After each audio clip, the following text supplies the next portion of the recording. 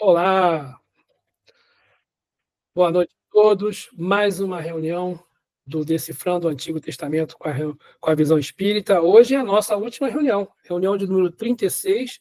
Vamos falar de Isaías e das profecias messiânicas. Vamos fazer aí uma conexão, né, desse finalzinho, dessas profecias que Isaías trouxe para a gente com a vinda do Messias, né, que está lá no Novo Testamento. Hoje, dia 25 de novembro de 2024, segunda-feira.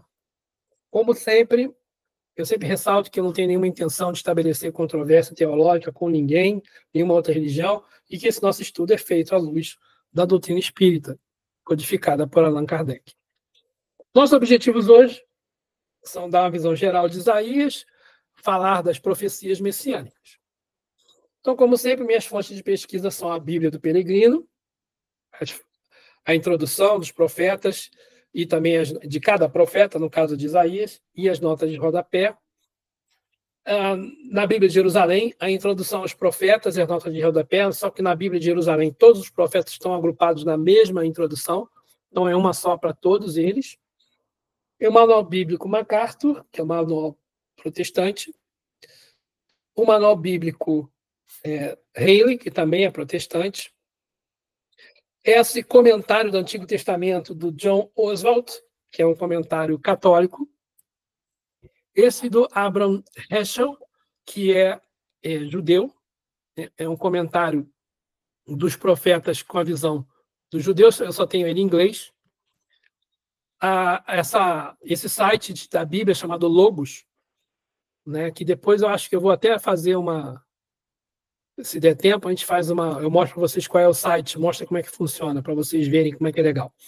Ele coloca várias Bíblias, uma do lado da outra, você comparar, e pode abrir também comentários.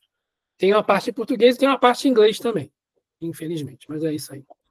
E também o Haroldo Dutra, ele fez um estudo sobre o Isaías, o livro de Isaías, né? São 30 e poucas lives que ele fez durante a época da pandemia. Está disponível lá no site Espiritismo TV, no portal Ser. Quem quiser assistir, ver. São lives bem grandes, são lives de 1h30 cada uma, são muitas horas de estudo, mas é bem interessante. Bom, o livro de Isaías, ele tem uma divisão lá. A Bíblia de Jerusalém divide ele em 3, né? Do 1 ao 39, do capítulo 1 ao capítulo 39, do capítulo 40 ao 50 e alguma coisa, 54, e depois de 55 ao 66. Tá? E aí, olhando assim esses vários autores, o que eles falam sobre isso, né? Sobre essa divisão? Né? O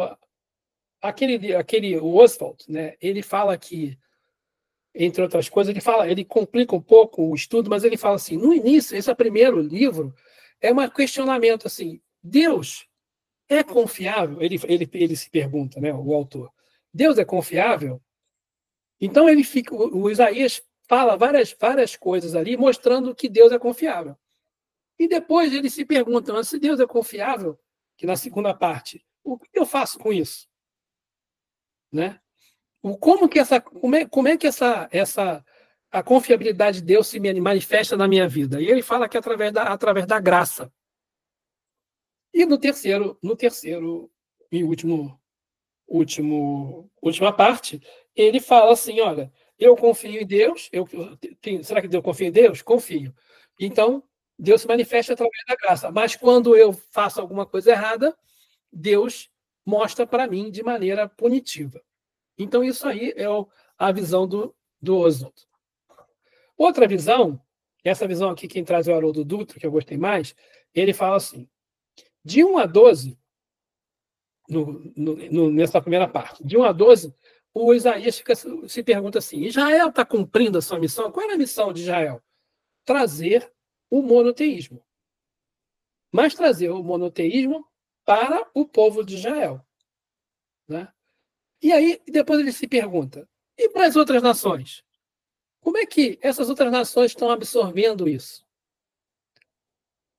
E aí, de 36 a 39, ele começa a falar ele faz profecias naquela primeira parte, lá digamos, de 3 a 35, e no 36 a 39 ele fala do cumprimento das profecias. Quais são as profecias que ele fala? São as profecias que são cumpridas no tempo dele. Deixa eu pegar aqui as profecias. Eu dei mole aqui. Quais são as profecias? Que Judá seria libertada da Síria e de Israel, que Síria e Israel seriam destruídos pela Síria, que a Síria iria invadir Judá, que os filisteus seriam subjugados, e que a Etiópia e o Egito seriam conquistados pela Síria, que a Arábia seria pilhada, que Tiro seria subjugada, e falava que o Ezequias, que seria o rei, que era um rei que viveu na época de Isaías, teria uma vida prolongada mais 15 anos a mais, além do que estava programado para ele viver. Então, isso aí são as profecias que estão ali no início, nessa primeira parte. É como se estivesse fazendo um diagnóstico, um julgamento do que aconteceu, né? Do que estava acontecendo lá na época. E aí, qual é a solução que se apresenta, que Isaías apresenta, que Deus apresenta? Vou mandar o Messias. Se vocês aceitarem o Messias, tudo bem. Se não... Bom, a segunda parte, que vai do 40 ao 55, alguns autores, inclusive Oswald, eles falam assim, esse pedacinho pode ser chamado de um pequeno evangelho. Quando a gente lê o texto, né, do 40 para frente, né, do 40 ao 55, a gente vê assim, ele fala de um Jesus, né, de um Messias, desculpa, de um Messias salvador e de um Messias servidor. E ele começa a falar, né, na nulidade dos ídolos, que não adianta você ficar olhando para cima, para ídolos. Ele fala do servo, ele fala assim, o cântico do servo. E é interessante que esse cântico do servo depois é mencionado lá em Mateus, no capítulo 3. Né? E depois ele fala do cântico da vitória. Aí ele fala do Deus protetor, libertador, fala do monoteísmo de novo. Ele vai falando, quer dizer, é como se ele fosse fazendo muitas das coisas que Jesus traz, a gente, quando lê aqui, é como se o Isaías estivesse falando aquilo que Jesus Jesus vai falar lá na frente. O Haroldo Dutra fala até que, lembra que tem assim, eu sou a voz que o João Batista, né, que é a voz que ecoa no deserto. Então, assim, esse eco de João Batista é o eco das palavras dos profetas de Isaías, que vão cair lá em João Batista. O João Batista, a pregação de João Batista era baseada muito no que tem aqui em Isaías. Né? E aí, no final, tem um segundo julgamento em que ele fala de um Messias conquistador. É interessante porque até hoje, né, bom, não posso falar muito de até hoje, mas na época, o que os judeus esperavam é que o Messias viria no formato de um rei, de um político, de um militar e de um sacerdote que viria trazer a dominação em que o Israel seria o centro do mundo. Traria uma dominação política e econômica. Né? Isso é muito interessante. Política e econômica e religiosa. Política, econômica e religiosa do mundo conhecido ali. Então, resuminho muito superficial do que é o livro de Isaías. Isaías, ele está lá no Reino do Sul, né? Tá na época lá, um pouquinho antes da conquista da Síria invadir lá Judá, né? E subjugar o povo hebreu. Interessante, porque o Isaías, né, no início, ele fica falando para o Acaz. Acaz era o rei da época. Acaz não faz uma aliança com os assírios. Porque o que o Acaz pensa? Ele começou a achar assim, olha, está vindo um povo aí muito mais poderoso do que a gente. Eu vou me associar a ele e vou deixar, né, a cultura dele entrar aqui, porque aí ele não me conquista, a gente não se torna escravo. E aí o Isaías fica falando com ele, cara, fique esperto. Ele está conquistando todo mundo, é óbvio que ele vai conquistar a gente. É uma profecia que ele faz. Ele vai lá e depois faz assim, o Acais cai e ele é conquistado. Depois fica o Ezequias. Então, assim, o Isaías trazia muito disso. Na Bíblia de Jerusalém, na introdução, ele fala assim: o Isaías tem a missão de anunciar a ruína de Israel e de Judá como castigo das infidelidades do povo. Ele faz lá aquele questionamento de que, poxa, Israel tem uma história tão linda que veio desde lá de Moisés, né, desde antes, né, desde Abraão, de Jacó, de Isaac. E aí a gente esquece tudo isso, vem Davi, vem Salomão, esquece tudo isso e a gente começa a ir para a idolatria, que é o grande pecado, a grande infidelidade. E é interessante que ele chama, né, ele fala aqui, em vários pontos, né, que da prostituição de Jerusalém. Logo no capítulo 1 aqui, ó, ele fala assim no versículo 21, como que se transformou em prostituta a cidade fiel. Sião, que é Jerusalém, onde prevalecia o direito, onde habitava a justiça, mas agora está povoada de assassinos. Então, toda vez que ele fala em prostituta, ele não está falando, não tem conotação sexual. Ele está falando de traição. Ele está falando de deixar, porque era como se Deus e o povo de Israel estivessem unidos num casamento. Não tinha uma aliança. Não foi a aliança de Noé, não teve a aliança de Abraão, não teve a aliança de Moisés. Né? Essa aliança está sendo corrompida quando o povo de Israel começa a adorar outros deuses. E aí, então, ele usa sempre essa expressão prostituição, diz que a Israel se tornou uma prostituta, porque está indo com outros deuses. Isaías, na Bíblia, exerceu o ministério durante 40 anos. Para Isaías, Deus é o santo, o forte e o poderoso rei. Aqui ele menciona, em Isaías, ele menciona Deus como rei. Em outros livros a gente viu quando ele chama de rei, a gente relaciona a Jesus, né, o rei que virá. Mas aqui o rei é Deus. E ele quer que o homem seja fiel a Deus. Então, Isaías, ele atua ali como um profeta da fé e pede que se confie só em Deus, que é a única oportunidade de salvação, segundo ele. E aí, só que ele também dá uma mensagem de consolação, naquela segunda parte, lá que a gente chama do Evangelho, né? Do pequeno Evangelho. Sabe que a provação será dura, mas espera que sobreviva um resto, do qual o Messias será rei. Né? Ele fala do resto, deixa eu ver onde é que está, eu tenho tanta coisa aqui que a gente vê que eu até esqueço.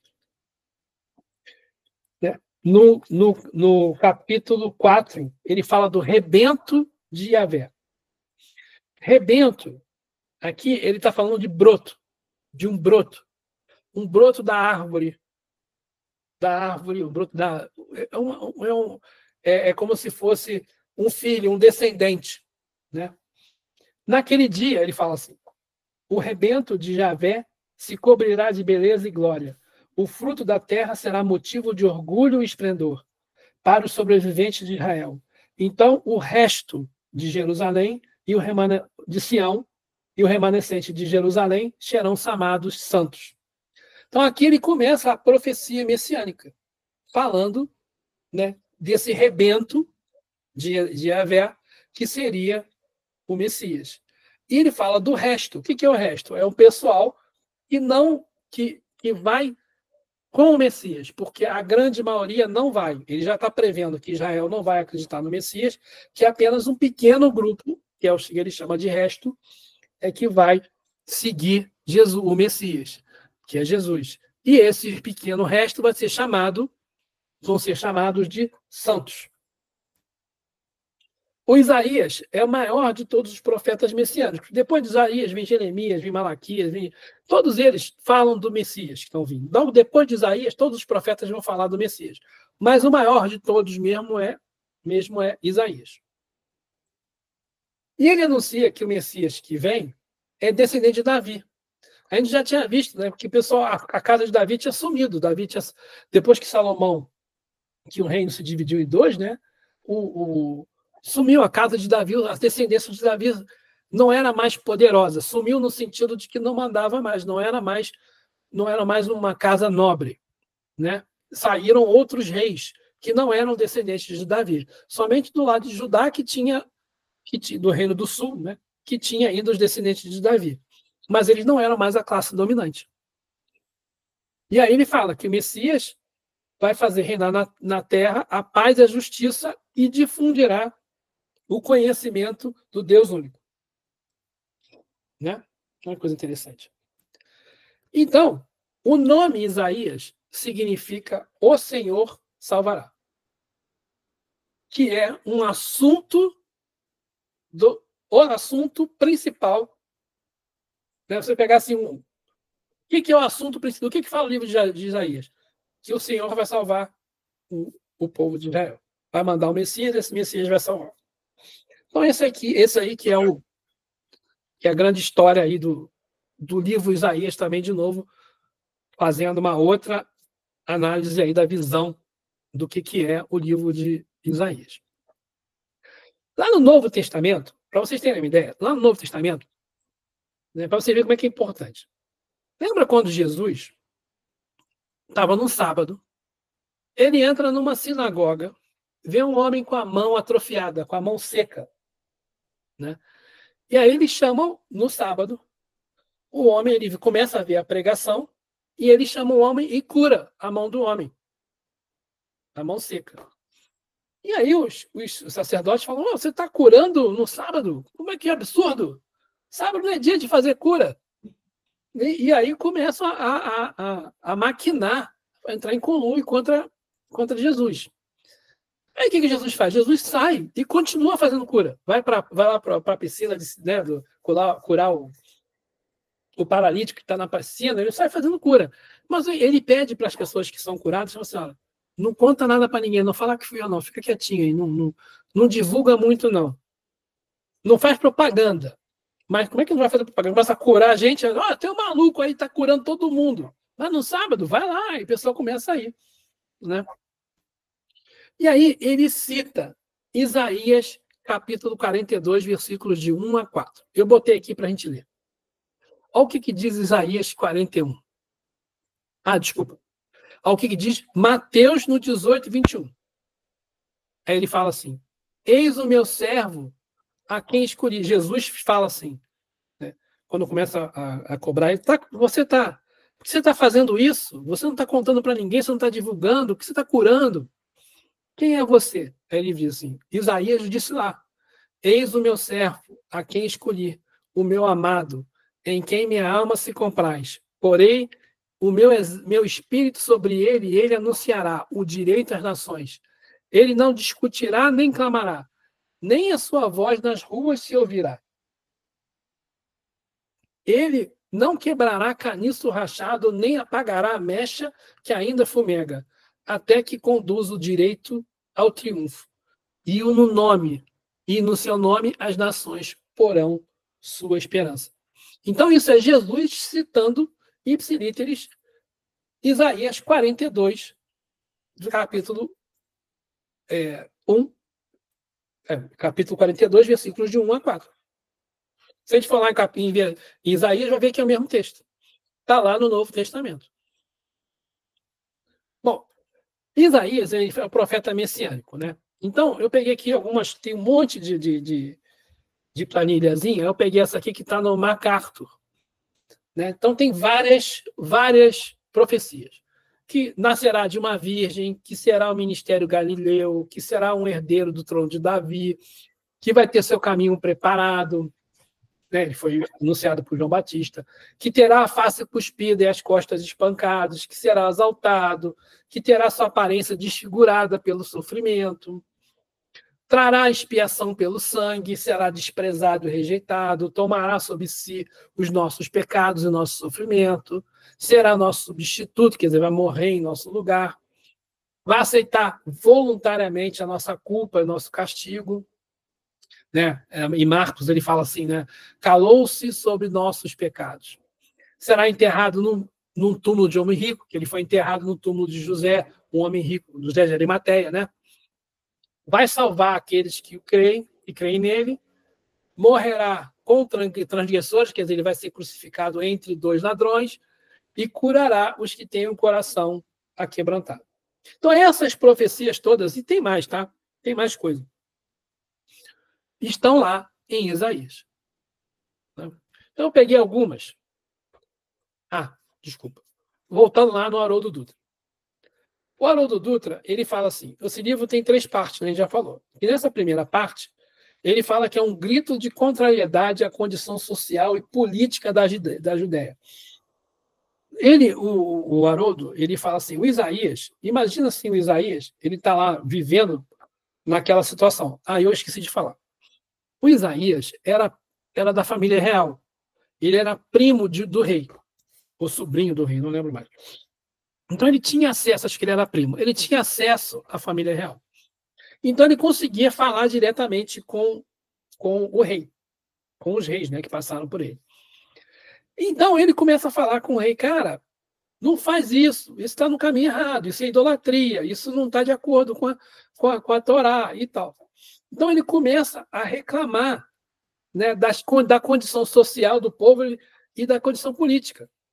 Ele fala assim, o pessoal está pobre, o pessoal está sofrendo, e você está aí preocupado em manter as aparências, não sei o quê. Então ele tem essa parte no livro.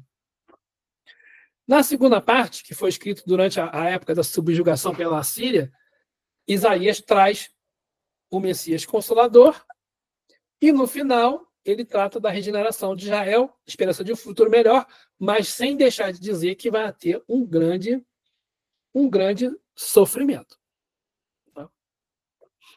No capítulo 4, né, ele vai falar do rebento, que eu já até adiantei aqui. Né? O rebento de Javé. Naquele dia, o rebento de Javé se cobrirá de beleza e de glória. Então, eu já li esse texto. Então, ele está mostrando, é aí que ele começa a falar da vinda do Messias. Aí, lá no capítulo 7, versículo 14, ele não fala exatamente nascerá de uma virgem. Ele fala assim, pois saberei que o Senhor... está aqui o texto. Pois saberei que o Senhor mesmo vos dará um sinal. Eis que a jovem concebeu e dará à luz um filho, e por-lhe-á o nome de Emanuel.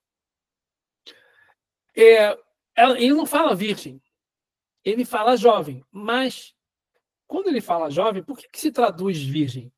Porque toda mulher que é jovem, que está preparada, pronta para se casar, ela é donzela.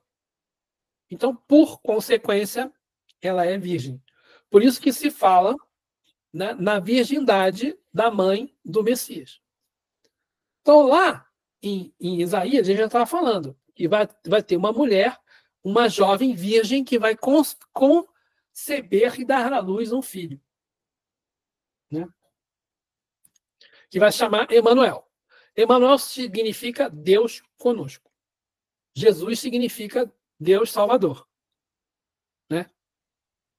Bom, e aí ele fala assim, ele se alimentará de coalhada e de mel até que saiba rejeitar o mal e escolher o bem. Se alimentar de coalhada e de mel é que ele não vai comer nada, não vai entrar nele nada que seja impuro. Só coisas impuras, só coisas puras. Com efeito, antes que o menino saiba rejeitar o mal e escolher o bem, a terra por cujos 2 reis tu te apavoras ficará reduzida a um ermo. Então, antes que Jesus possa... Então, o que é isso? Antes que Jesus comece o seu ministério, haverão 2 reis que vão apavorar o mundo. Né? E os romanos vão estar lá e tal. Então, né, o Herodes, lá, o primeiro, não queria matar todas as crianças. Então, é isso aí. Mateus 18 a 25. A origem de Jesus... Isso aí já está lá no Novo Testamento. A origem de Jesus foi assim. Maria, sua mãe, comprometida em casamento com José, antes que o coabitassem, achou-se grávida pelo Espírito Santo. Olha só. José, seu esposo, sendo justo e não querendo denunciá-la publicamente, resolveu repudiá-la em segredo. Como eu falei antes, a história do anjo chegando para Maria, avisando para ela que ela ia conceber, né, o Messias, né, que era cheio de Espírito Santo, está lá em João. Aqui em Mateus está falando já fala já que ela apareceu grávida e que o José segurou a onda. E aí, enquanto, assim, desse dia, eis que o anjo do Senhor se manifestou a ele em sonho, dizendo: José, filho de Davi, que é descendente de Davi, não temas receber Maria, tua mulher, pois o que nela foi gerada veio do Espírito Santo. Ela dará à luz a um filho, e tu o chamarás com o nome de Jesus, pois ele salvará o povo dos seus pecados. Então, Jesus significa Deus Salvador, ou Deus é o Salvador. Então, Jesus significa que é o Salvador. E Emmanuel dizia: Deus está conosco. Mas em vez de chamar de Emmanuel, José chamou de Deus Salvador, né? Jesus. Então, isso é uma relação direta entre o Antigo Testamento, Isaías, e o Novo Testamento. E ele continua: e tudo isso aconteceu para que se cumprisse o que o Senhor havia dito pelo profeta, que uma virgem conceberá e dará à luz a um filho, e o chamarão com o nome de Emmanuel, que traduzindo significa Deus está conosco. Isso também é texto lá de Mateus, né? A única diferença é que a palavra virgem não aparece aqui em Isaías. Aparece jovem, mas que por conclusão, por conexão, a gente chega à conclusão que é uma virgem. Lá no Novo Testamento está virgem. E é a mesma. E quando você olha aqui as notas de rodapé, eles falam que a tradução grega traz a virgem, porque o termo hebraico alma, que designa quer a donzela, quer uma jovem casada recentemente, sem explicar mais. Então, a palavra em hebraico é donzela ou jovem pronta para casar. Tá? E aí ele continua. José, ao acordar despertar do sonho, agiu conforme o anjo do Senhor lhe ordenara e recebeu em casa sua mulher. Mas não a conheceu até o dia em que ela deu à luz a um filho. E ele chamou com o nome de Jesus. Então, esse relato está lá em Mateus, capítulo 1, versículos de 18 a 25. O outro pedaço que eu separei aqui também foi lá no capítulo 40 de Isaías, que fala, né, da preparação, né, que Isaías fala que vai ter uma voz que clama do deserto. Lá no capítulo 40, versículos 3 a 5. Uma voz clama do deserto: abri um caminho para Yahvé, na estepe, aplanai uma vereda para o nosso Deus. Seja entulhado todo o vale, quer dizer, o vale vira enche, né, e vira um lugar plano, né? Todo monte e toda colina sejam nivelados, que tira a montanha, tira o vale e tira a montanha.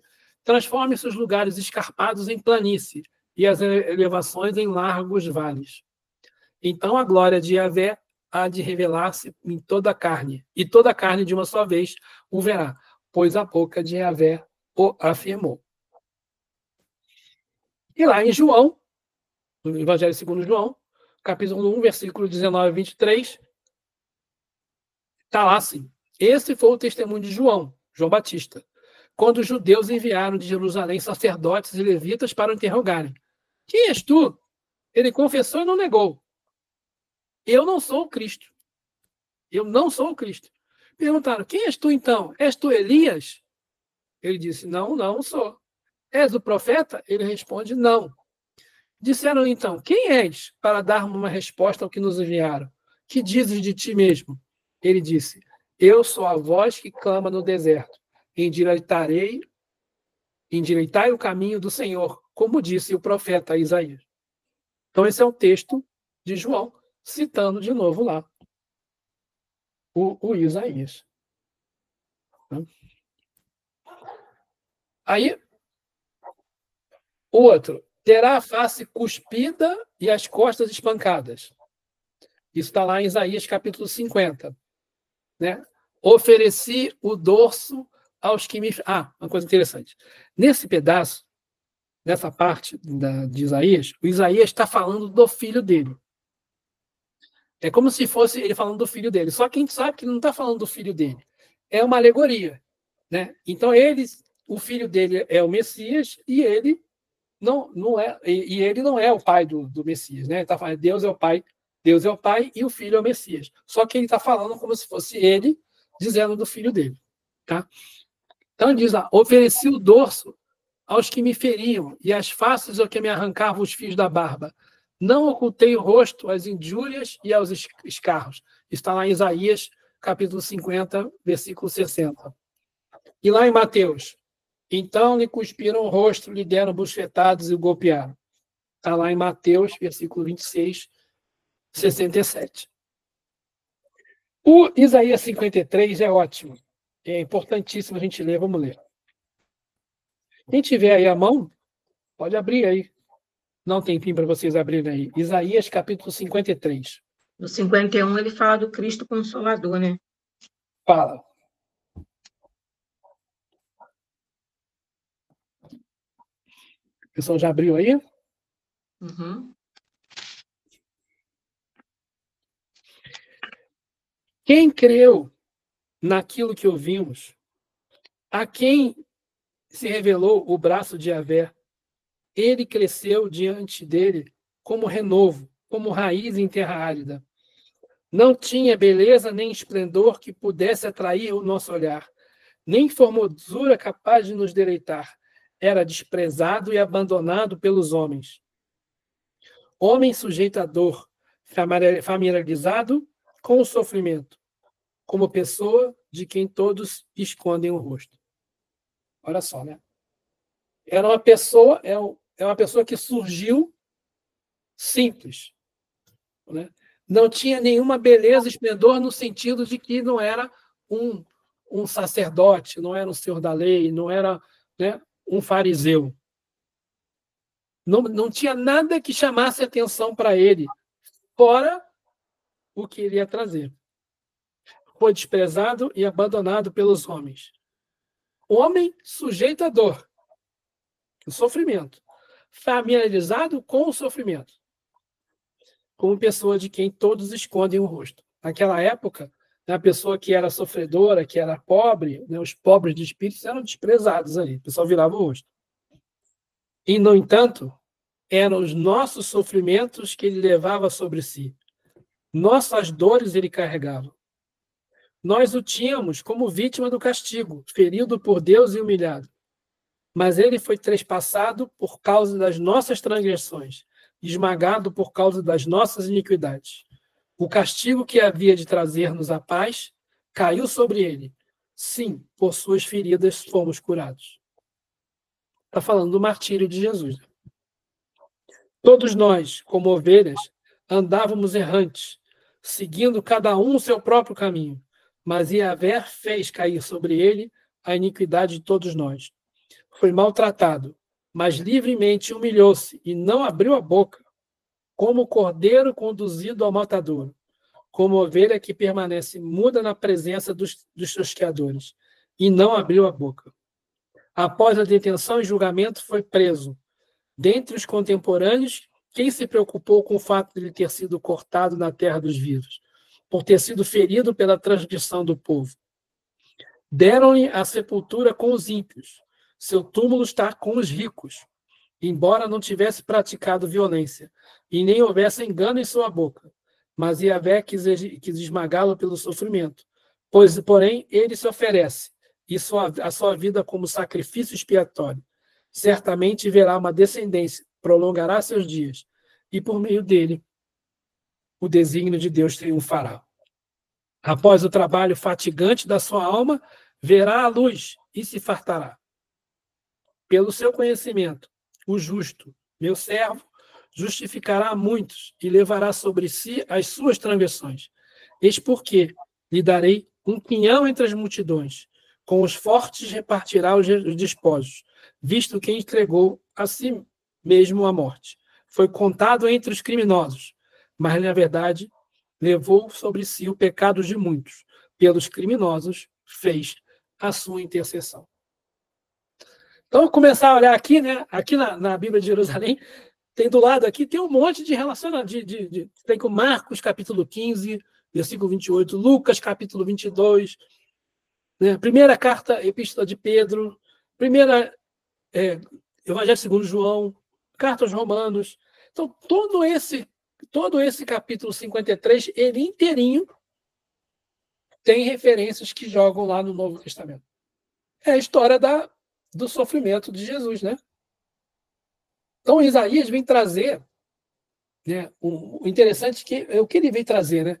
Que o Messias, esse rei, né, esse ser que se esperava ser um grande herói, ele ia vir completamente contrário do que se esperava que viesse.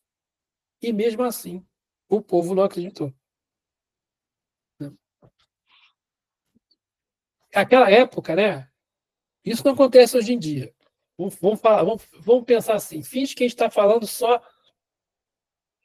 daquela época lá. Eram 6 peixes. Até já botei isso para vocês em outra reunião. Qual era a ação? A ação que o pessoal todo queria ter, os judeus na época. Todo mundo queria ter poder, queria ter posse, queria ter prazer e queria ter prestígio. Isso é o que a galera queria. Poder, posse, prazer e prestígio. Isso era a ação. Mas só que quando eles lutavam por isso, pensando na parte política, na parte religiosa e na parte econômica, na parte política, os governantes que eram corruptos queriam trazer para eles as vantagens e para proteger, sempre protegendo o seu próprio umbigo, né? Como religiosos, também queriam buscar poder, queriam buscar prestígio, queriam poder controlar tudo. E na parte econômica também. Todo mundo queria poder conseguir mais posses, né? Ter prazer e ter prestígio. O que acontece é que isso era uma ação. E toda ação corresponde a uma reação igual e contrária. Qual era a reação? Problema. Sempre vem um problema. Porque isso a gente vê, é engraçadíssimo. A gente vê isso sempre. E é um ciclo. A gente já está mais velho, né? Quando era novo, eu achava que as coisas eram assim e pronto. Mas o que já mudou no mundo, né? Governos vêm e vão. Né? Os poderosos do mercantilistas vêm e vão. E vai trocando. Vem um outro, vem um novo. Aí aquele cai, né? Aquele cara que era super rico agora é pobre. Não é, pobres não ficam, né? Mas perdeu tudo. E aí não tem mais aquele prestígio. E aí esse ciclo é sempre assim. Qual é a solução? A solução só vem atrás, só vem com o perdão. O grande problema, né, que esse perdão, ele não é só pedir perdão, não é só arrependimento, né? Allan Kardec, lá no Céu e Inferno, cadê meu Céu e Inferno? Aqui. Lá no Céu e Inferno, eu já sempre li isso aqui, né, no capítulo 7, as penas futuras segundo o Espiritismo. No Código Penal da Vida Futura, ele fala lá, no artigo, no parágrafo 16º, o arrependimento é o primeiro passo para a regeneração, sendo necessária ainda a expiação e a reparação. Quer dizer, não adianta a gente simplesmente se arrepender e pedir perdão. A gente precisa expiar e reparar. Arrependimento, expiação e reparação são as 3 condições necessárias para apagar os traços de uma falta e suas consequências. Então, toda vez que a gente comete uma falta, que é uma ação daquela, poder, posse, prazer, prestígio, vem um problema e a gente tem que pedir perdão, a gente se arrepende, esse primeiro pedir perdão, se arrepender, é o primeiro passo. Não tem jeito, a gente vai precisar expiar e reparar. Porque senão Kardec fala assim, do contrário, se fosse só pedir, só se arrepender, como algumas religiões falam, né? Você se arrepende, está tudo bem, né? Tu vai, peca, chega na hora de morrer, se arrepende, está livre. Não, se fosse assim, seria muito fácil, né? O perdão seria uma graça no sentido de que é uma coisa que Deus dá especialmente para você e não dá para os outros. E não uma anulação das faltas cometidas. O que a gente precisa é anular as faltas cometidas. Como é que a gente faz isso? Expiando e reparando. Primeiro se arrepende, pede perdão. Depois a gente tem que expiar e reparar. E o que é interessante, né, que no Antigo Testamento, né, a gente olha aqui, deixa eu pegar minha cola aqui. O Antigo Testamento, ele fala as profecias sobre o Messias, que vão lá para o Novo Testamento. Aí já aprendeu que o Antigo Testamento é a base.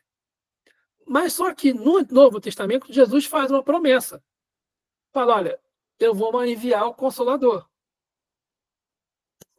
O Consolador é o Espiritismo, que se baseia no Novo Testamento. E chama o Antigo Testamento. Então, como é que eu vou estudar Espiritismo sem entender o que está acontecendo? Como é que eu vou chegar lá e aceitar, né, aquela história assim? Vamos lá, olha, vamos pensar, qualquer um de nós, a mulher, o cara vai lá, casa com a menina, antes dele coabitar com ela, antes da noite de núpcias, ela está grávida. O que vai acontecer? Numa sociedade moderna. Imagina numa sociedade de 2000 anos atrás. Aí, né, todas essas pessoas religiosas que estudaram, judeus, né, que estudaram a Torá, o anjo vem para José e fala, José, e faz a relação com o que Isaías falou lá atrás. Num sonho, ele recebe lá um anjo, vê um anjo, e o anjo fala para ele. Aí ele aceita. Então, nós espíritas, a gente tem que entender, né, da onde que vêm as coisas. Porque facilita a gente, né, a perceber o que estava acontecendo naquela hora. Porque senão a gente começa a ficar igual aqueles religiosos, igual eu tinha aula lá na faculdade, né? Eu fui reprovado em algumas matérias, mas uma delas foi religião.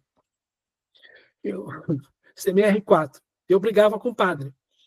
O padre virou e começou a falar assim, Maria era virgem. Eu falei, como que Maria era virgem? Me explica isso. E não sei o que. Ele falou, não, isso aí é o mistério da fé. Isso você tem que acreditar e pronto. A gente não pode simplesmente acreditar e pronto. A gente precisa ter uma explicação. De onde é que veio isso? Por que isso funciona assim? Né? Qual é a base disso? Por que tinha que ser assim? Por que né, Jesus tinha que nascer de uma virgem? Porque estava lá atrás no Antigo Testamento a profecia. Era uma coisa para reforçar. O que queria mudar na missão do Cristo se ele não nascesse de uma virgem? Não é? Pensa nisso, na missão dele. É difícil a gente tirar isso da história, porque a gente hoje tem essa história. E nós muitos de nós, né, adoramos Maria, Mãe Santíssima. Né? A gente adora mesmo. Né? Quantas vezes quanta reunião que tem alguém para cantar lá, canta Ave Maria. Essa música Ave Maria que a gente canta, que o pessoal canta, que as sopranos cantam, é a música que Schubert fez para esse pedaço que está lá em João, da Anunciação de Maria. A música canta exatamente aquele momento em que o anjo aparece para Maria e avisa ela que ela vai receber o Messias. É uma música celestial, mas, né, vem dali. E nós adoramos, né, Maria, Mãe Santíssima. Nós seguimos, né, gostamos dessa figura, e ela é um dos espíritos mais elevados que já pisou na Terra. Né? Segundo alguns autores, até falam que acima dela, dos que vieram na Terra, só Jesus. Né? Um espírito de altíssimo nível. Acima dela, aqui na Terra, só Jesus. Então, assim, para a gente entender isso, essa importância, essa relevância de Maria, só com explicação espírita, senão vira um dogma. Né? Só vira um milagre sem explicação. Então, eu acho, com essa explicação de que Maria é um espírito mais elevado que já teve na Terra depois de Jesus, olha só como ela é um espírito elevadíssimo. Por que é virgem? Né? É um espírito que tem um conhecimento quase de espírito puro. Maria não precisava encarnar. Ela veio para ajudar no Cristo, na sua missão, né? Receber ele quando ele nasceu. Ficar com ele. Ela sabia das coisas que Jesus fazia. Tanto é que, né, aos 12 anos, ele some 3 dias, nem qual mãe que aguentar um filho sumir 3 dias? Aí depois acha ele lá, está lá na sinagoga pregando, lá está tudo bem. Né? Porque ela sabia quem era aquele espírito que estava ali. Né? E ela estava ali para ajudar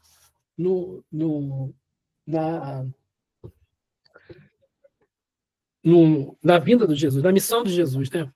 Então, o Antigo Testamento, ele mostra o povo de Israel se adaptando, assim, olhando o Antigo Testamento inteiro, né? Ele se adaptando à revelação do monoteísmo. Então, assim, o Antigo Testamento ele é uma narrativa de erros e de acertos.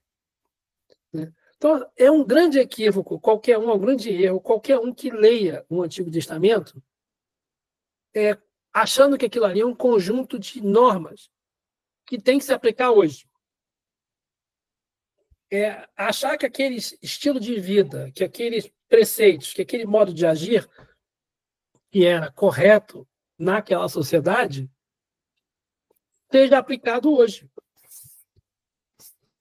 Existem religiões, né? Existem pessoas que acham que o que está lá no Antigo Testamento tem que ser aplicado hoje. E começam aí a dar, né? Começam a citar o Antigo Testamento.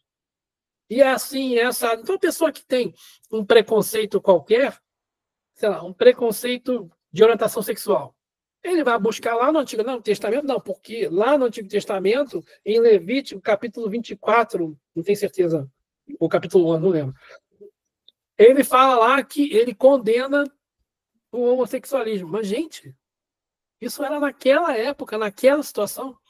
Né? Em Deuteronômio, não sei das quantas, Moisés proíbe a mediunidade. Isso era naquela época. E a gente vê que algumas pessoas usam isso até de má vontade, né? Não sei, tem outros interesses aí. Não vamos entrar nesse método aí. Fala, Raquel. Não, foi erro.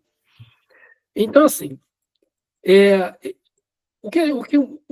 o Antigo Testamento, né? Lembra que eu li aqui no Emmanuel, né? Ele fala que o Antigo Testamento é um esforço humano, né? É a busca do ser humano por Deus. Né? Ele quer Deus, ele quer ter acesso à divindade, né?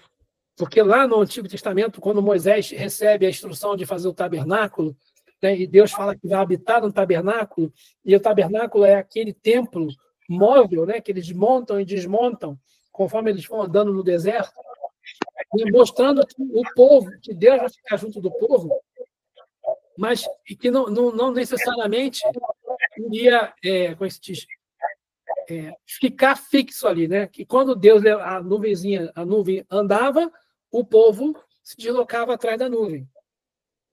Vem Davi resolve fazer um templo fixo de pedra. E aí o profeta Natan fala com ele: não faz isso não, cara, tá errado, não é nada disso. Ele não faz, mas depois vem o filho dele, Salomão faz o templo. E faz um templo cheio de ouro e não sei o quê, né? Deus vai ficar preso dentro do templo? Né? Deus fala, não vou ficar preso dentro do templo. Natan fala isso para Davi. E aí Israel é derrotado, né? É destruído, e aí o templo é desfeito, né? É destruído. Aí Israel é conquistado, fica um monte de anos no exílio, aí quando o Nabucodonosor, o rei da Pérsia, né, Dario, acho, libera para eles voltarem e constroem um segundo templo. E, de novo, eles são reconquistados e o templo é destruído. E o terceiro templo é feito na época de Jesus. E Jesus entra no templo e fala: se eu quiser, eu destruo esse templo aí. E imediatamente construo outro em 3 dias, fazendo uma referência na sua Não, e também fala aquela questão, não vai ficar pedra sobre pedra, ou seja, toda aquela ideologia, aquele pensamento, né? Aquilo caiu tudo por terra com o Novo Testamento. Porque é sempre uma amostra de que a gente não pode ficar preso na pedra, né, o tempo todo. Né? A história vai mostrando que a evolução do espírito. Mas o Antigo Testamento mostra a gente buscando. O Novo Testamento é a resposta de Deus. Olha, aquilo que vocês achavam que era templo de pedra, que era uma coisa rígida, não é bem assim. A solução não é lutar, brigar, matar para conseguir suas coisas. É amar, é proteger o outro, né? É ajudar. Né? Isso que é o mote da coisa. A lei de causa e efeito, ela é efetiva e é inevitável. É o que o Antigo Testamento mostra para a gente. Né? A gente olha aqui, deixa eu passar aqui, né? O ciclo da evolução.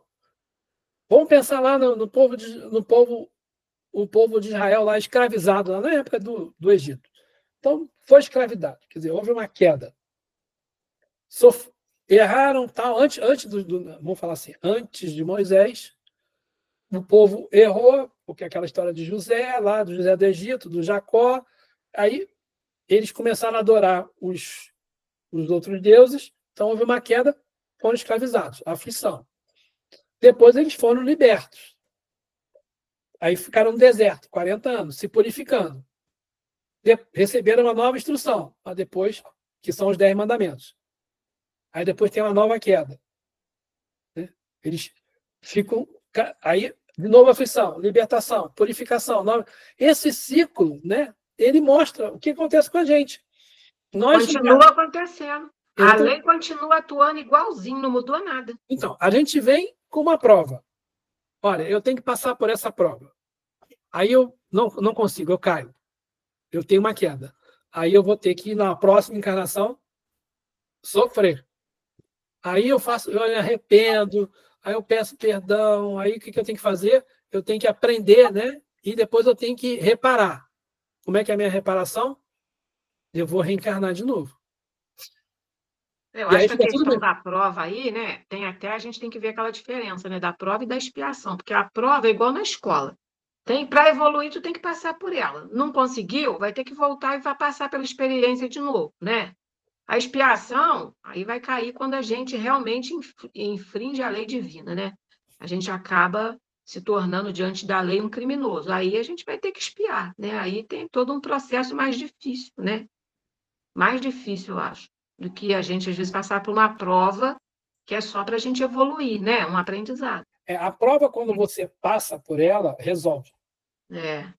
A expiação, ela demora mais para você... Aí é mais sofrido, né? Aí é mais difícil. É isso aí. Eu já vi algumas pessoas falando, a prova é a tentação. Não, não é bem assim. Não. A tentação são as suas tendências, são as nossas tendências. Tem coisas que me chamam a atenção e tem coisas que não chamam a atenção para vocês. Né? Tem gente que não está nem aí. E tem coisas que para mim são muito importantes. A mesma coisa acontece com várias pessoas aí no mundo. Então, e são coisas que nos chamam, que nos atraem, né? Que nos atraem para que a gente fale. Por quê? Porque são as nossas más tendências que estão chamando a gente. Cada um tem a sua. Né? Independente de ser mais novo, mais velho, sermos espíritas, católicos, evangélicos, protestantes, budistas, muçulmanos, o que for. Todo mundo tem a sua. Todo mundo que está encarnado aqui na Terra está encarnado porque precisa ainda passar por provas e expiações. Então, todo mundo aqui sofre. Má notícia. Quem está encarnado na Terra vai sofrer. Não tem jeito. Eu não estou dizendo que tem que estar com a vida boa, estabilizado, se prepara que vai dar problema. Não. Isso é apocalipse. Eu estou falando aqui, a gente tem que sofrer.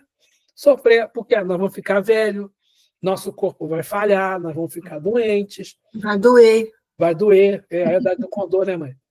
Vai doer. Então, assim, a gente passa... Né? A nossa vida encarnado passa por isso. Não tem jeito. Porque estamos no mundo de provas e expiação. Então, gente, acho que isso aqui resume bem o que foi Deixa eu ver se eu esqueci de falar alguma coisa aqui. Então, assim, isso resume muito bem o que foi o que eu estudo do Antigo Testamento, né? O Antigo Testamento é a revelação da lei, o Novo é a revelação do amor e o Espiritismo é a revelação da caridade, né? O Evangelho, o Velho Testamento traz uma pergunta, o Novo Testamento traz a resposta e o Espiritismo traz a explicação. Isso aí. Do que está acontecendo, né? Então, gente, eu queria primeiro agradecer muito, muito, muito a todos vocês por me aturarem, quem assiste depois também, né, lá no YouTube, essas nossas gravações aí, algumas. A primeira já chegou a 170 visualizações, as outras. Ai, que beleza. Mas as outras estão 70, 80, aí as últimas estão dando 30, quer dizer, significa que tem gente assistindo.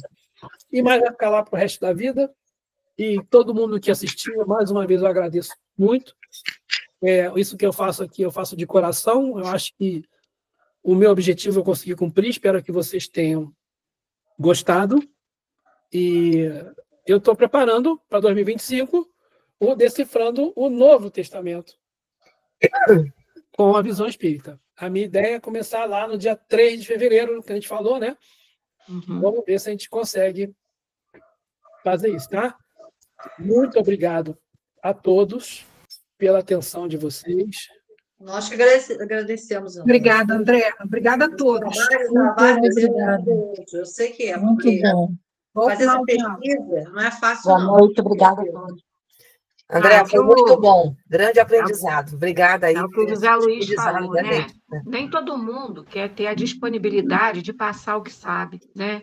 Até porque isso exige trabalho, exige muita dedicação, né? Exige um esforço, existe um tempo que a pessoa tem que buscar para aquilo. E na vida corrida que as pessoas têm hoje, às vezes a gente vai deixando de lado, né? E nem passa aquilo que a gente sabe, né? Então, eu acho que isso é muito importante quando a gente acaba agregando, né, algo de muito positivo para todo mundo, né? Estou ansioso para começar dia 3 de fevereiro. Com a graça de Deus, ele vai querer.